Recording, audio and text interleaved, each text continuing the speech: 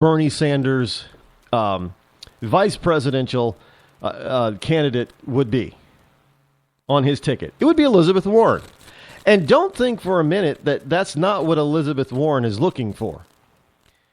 She's probably thinking, oh, yeah, I'd be more than happy to be on the old curmudgeon's ticket. Because she, much like Hillary, she's not really liked outside of liberal Massachusetts. Now, they haven't done really many polls on her, but I can tell you this. The polls when she was running in Massachusetts against Scott Walker, when she was running for the Senate seat in Massachusetts against Scott Brown, she, outside of Massachusetts, her numbers are not very good. Well, of course, she was lucky enough to be, she was lucky enough to be in the wonderful state of Massachusetts that didn't really care that she lied about being part Cherokee. And as I like to tell people, yeah, I am part Cherokee, and I can prove it. And everybody always gets that reference. I don't even have to mention Elizabeth Warren's name. They get it right away because she was proven to have lied.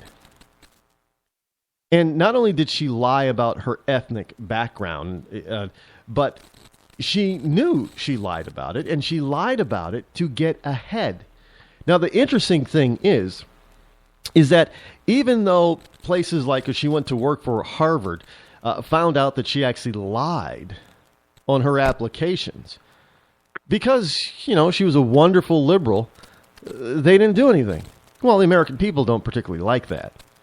And if you don't believe me that Americans really don't like the far leftist types, there is another very well-known personality out there that is kind of starting to go on the outs with the American people. And this is a report from thehill.com. Are you ready for this? If you're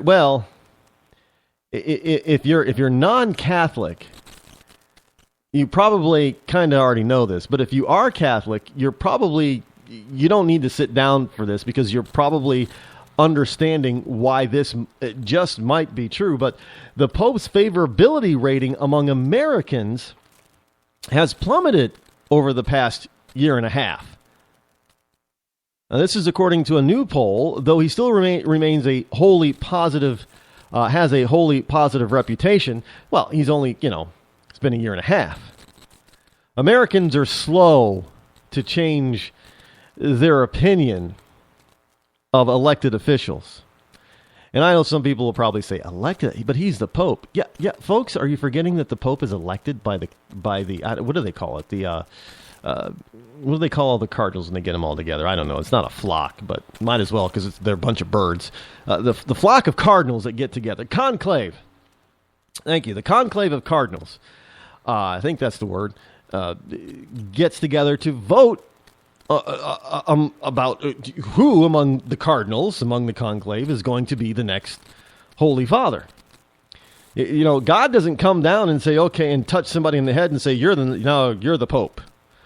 No, it's a bunch of men getting together and, playing politics inside that room in the Vatican, and they vote who among them is going to be the next Holy Father. So, yeah, he's an elected official. No different from I can't say no different from the President of the United States because, millions of people get to elect the President of the United States where, there's only a few cardinals. I'm not Catholic, so I don't know the exact number of cardinals that there are that come together from all over the world and form a conclave and get locked in that room until they figure out which one of them is going to be the next Pope. And now we don't get to hear a lot about what happens in that room because it's kind of secret. But we have heard bits and pieces of what happens in there, and it's highly politically charged. People maneuver, to get their support, type of thing. And this Pope, I'm sure, was no different. But 59% of Americans have a favorable view of Pope Francis, and 16% view him unfavorably. in a new Gallup poll. Now, that's down from 76% favorability in February, but is in line with his rating when he was inaugurated back in 2013. But it's not in line because in 2013, when he was inaugurated, nobody knew who he was, really. They didn't know what kind of pope he was going to be. So now the point that he's down to 59% favorability is because of what this pope has said. And this pope has, taken, well, not necessarily the belief, the core belief of the Catholic Church, but everything else he's taken to the left. Unfettered capitalism is the devil's bane. He basically called America's economy devilish. It's born of Satan, basically, is what he's saying, which is not true at all because, the Bible's pretty clear on capitalism. Hey, you got the prodigal. You got the rich guy that goes out and he gives his 3 servants money, and one of them goes out and invests the money and does very well, and the master comes back and says, "You've done well with a little, so I will put you in charge of a lot." And the second servant doesn't do quite as well as the first servant, but he still returns a profit. Does quite well for his master, so his master says, "You've done well with little, so I now put you in charge of a lot." And then the third one, who's basically saying he was acting like a socialist. Well, I knew that you were a hard master. I knew that you were and that you didn't reap where you sowed. So I just sort of buried your dollar. Let's just use a dollar. I buried your coins, and here they are. And then the master said, "Well, you're a wicked servant. The least you could have done." Is it the least, and put it in modern colloquial terms, what the master said to his servant, the least you could have done was open up a savings account and put my coins in a savings account so I could have at least gotten interest on it. But you were too lazy. And you expect me now to put you in charge of more of my money? Oh, hell no. I'm just going to take what you have and I'm going to give it to the one who already has a lot. That's what happened. But this is what the Pope says is unfettered capitalism, and it's of the devil. Well, he just basically called God's economy of the devil. And Americans are seeing this guy say this kind of stuff over and over and over again.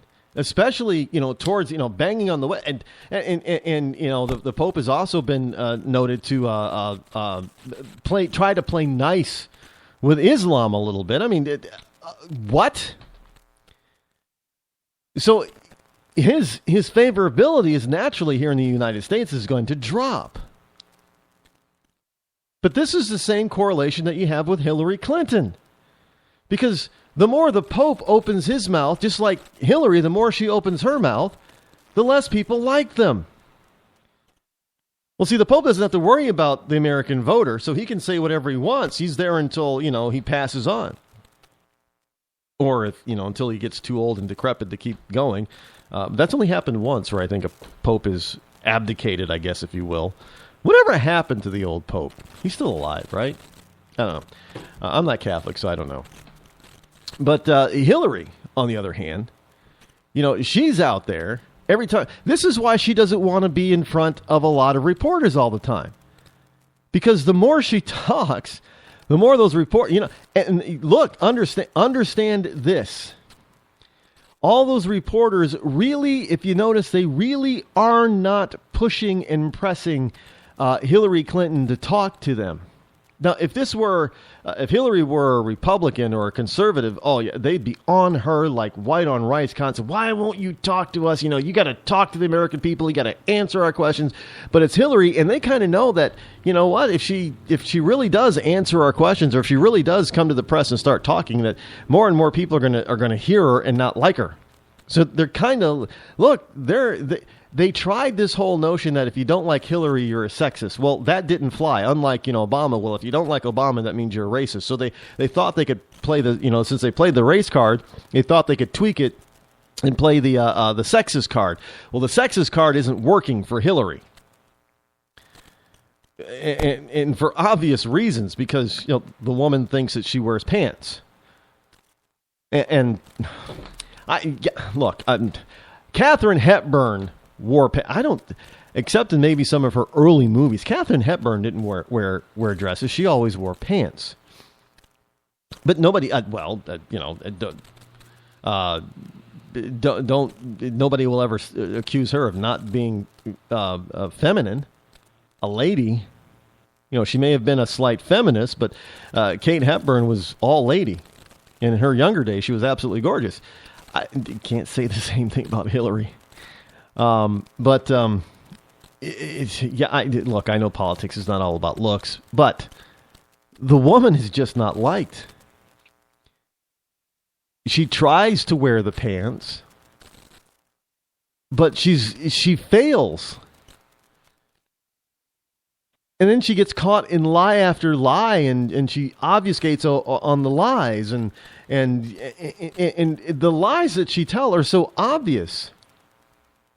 Well, I didn't know that there was a subpoena for my emails. How can she not know?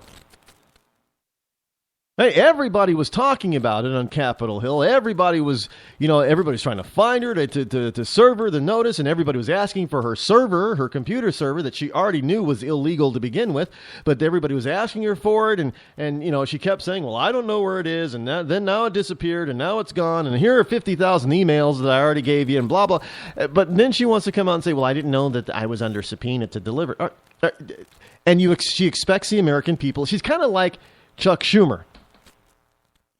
Now, Chuck Schumer, as I have stated many, many, many times before, Chuck Schumer is an evil elf. And why do I say he's an evil elf? Well, because the way just his facial expressions, he kind of looks like an evil elf. He looks out over those reading glasses of his, and he's, just has that type of face that he just looks like an elf, and he looks kind of evil. But Chuck Schumer is a type of person that will look you dead in the eye and lie to you. But that's not what makes Chuck Schumer evil. What makes Chuck Schumer evil in my book is that he will look you dead in the eye and lie to you. And he will know that he's absolutely lying. But he will still expect you to believe it. So the man knows that he's lying, but he still expects you to believe that he's telling you the truth and to let it go and leave it at that. That is evil. So it's kind of like, your teacher in the third grade looking at you and telling you, and you saying, well, teacher, I think I've finally figured out that 5 times 5 is 25. And your teacher's sitting at his desk or her desk, and she looks out, over the rim of her glasses and looks you dead in the eye and says, 5 times 5 is 30. Now, she knows that she's lying, that she's wrong. She knows that you now know that she's lying, that she's wrong. But because she's the teacher, she fully expects you to believe that 5 times 5 is 30. That's Chuck Schumer. That's Hillary Clinton. They will look you in the eye. They will lie to you over and over again. But, hey, they will expect. What difference does it make at this point? Makes all the difference in the world, Mrs. Clinton. If you're going to lie to the American people constantly, well, how do you expect them to trust you? Now, you have to understand that when somebody with these it is historically impossible. Well, I shouldn't say impossible. It is historically unlikely that somebody who is disliked as much as Hillary, unfavorable numbers as much as Hillary, as high as Hillary's, can get elected to anything, let alone the presidency of the United States. So we might, think, well, let it go. Let her continue on and let her become the nominee, and we'll trounce her. No, not so fast. Because a lot of us didn't think that, well, not me, because I warned people, but a lot of people thought that Barack Obama wouldn't get elected once. But then we have learned that not only did he get elected once, but he got elected twice. And people are saying, how the hell did that happen after he lied to us over and over again? Well, sometimes it just takes a little bit of magic, but you got to wonder, does Hillary have the magic? God, I hope she doesn't have Bill's magic, or we're in trouble.